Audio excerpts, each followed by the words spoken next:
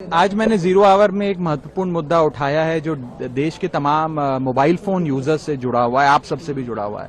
वो ये है कि हम जब अपना रिचार्ज कराते हैं तो हमें अपने प्लान के अनुसार डेली की डेटा लिमिट मिलती है। 1.5 GB प्रतिदिन डेटा, 2 GB, 3 GB। लेकिन रात 12 जैसे ही बजते हैं, मिडनाइट होती है, दिन समाप्त होता है, तो जितना बचा हुआ डेटा है, अनयूज डेटा, वो एक्सपायर हो जाता है।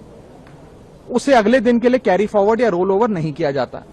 आपसे, कंज्यूमर से, यूजर से पैसा तो पूरे डेटा का लिया जाता है, लेकिन जितना आपका बचा हुआ अनयूज डेटा है वो कंपनियां फोरफीट कर लेती हैं। ये गलत है। जिस प्रकार से आप मान लीजिए पेट्रोल भरवाते हैं गाड़ी में 20 लीटर, महीने भर में 15 लीटर इस्तेमाल किया, 5 लीटर बच गया, तो महीने के अंत पे पेट्रोल पंप का मालिक आकर ये तो नहीं कहता कि 5 लीटर वापस करो, कि वैलिडिटी समाप्त हो गई।